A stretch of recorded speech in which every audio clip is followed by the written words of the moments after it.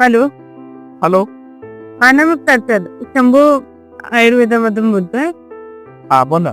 हा सर, आपण आपल्याकडून फंगल इन्फेक्शन जे सोरायसिस साठी औषध घेतलं होतं ना. हा फंगल इन्फेक्शन. हा बरोबर. ठीक आहे. तर कोणासाठी घेतलं होतं, काय रिझल्ट आहे आणि किती दिवसापासून चालू आहे आपल्याकडं? आता बघू आता पाऊस अरे काय ऐकायला नाही आलं, काय म्हणतात? एक ते नाही झालंय म्हटलं, एक डब्बा संपलाय माझं. आता दुसरं मागवलाय मी, काल आलाय डब्बा. मागवलाय का? ओके. काय काय रिझल्ट आहे सर त्याचा? एक ते त्याला खाजव येत होते बरं का जास्त. आता खाजव कमी झाली. पायाचं जे होते ना त्याची खाजव येत होती, ती पायाला ती कमी झाली आणि तो चट्टा असा फंगल सारखा जो पडला होता त्याच्यातून असं पांढरा पांढरा निघायचं, त्वचेचे खवले. तर ते पूर्ण बंद झाले आता जवळजवळ. म्हणजे एक 10-5% राहिले, 10-20%. म्हणजे 60-70% चांगला फरक पडला बघा एका डब्यामध्ये. आणि कमी पण झाली. जी जाडी होती ना अशी नायट्यांची, ती जाडी पण आता नॉर्मल स्किन सारखी झाली. थोडी थोडी कोणता होता हा त्रास तुम्हाला? मला साधारण एक वर्ष 1.5 वर्षापासून त्रास होतो. थोडं वाढायला, खूप वाढवायला गेलं पण ते कमी व्हायला वेळ जातो. पण तरी पण तुमची औषधं घेतल्यामुळे बऱ्यापैकी बदल झाला. अच्छा अच्छा.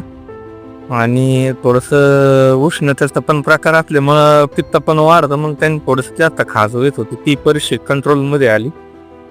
अजून थोडी ना बॅक साईडला बमवरती असं येत ना, तिथं खाजव येते अजून. बाकी खाली नाही येत असं, पण एकाच ठिकाणी येते पण.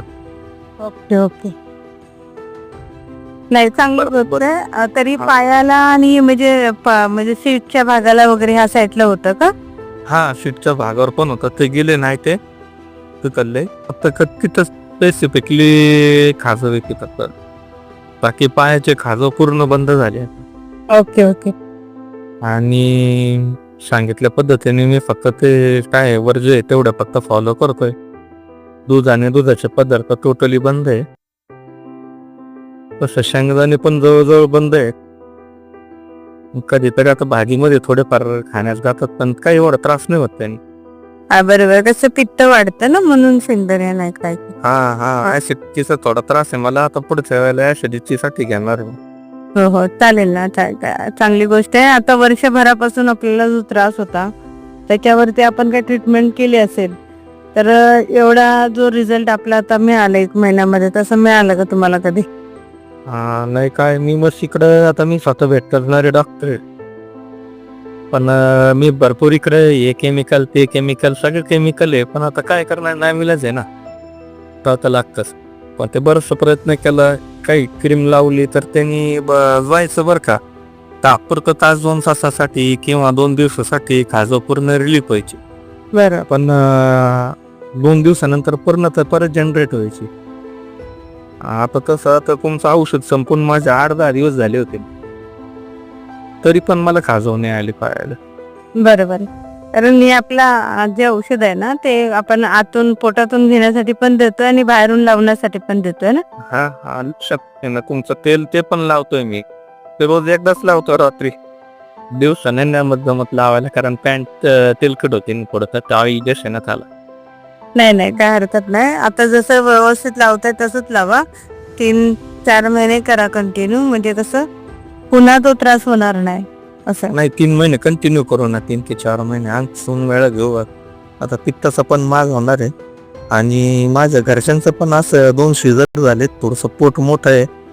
मी थायरॉइड चेक केलंय, पण थायरॉइड काय दिसत नाही. बर. 2दा चेक केलाय मी थायरॉइड. आणि थोडंसं अनिमिया जाणवतो, थकवा जाणवतो, थोडंसं असं मायग्रेन सारखे प्रकार होतो असं. Okay okay. नाही ते चालू करू आपण.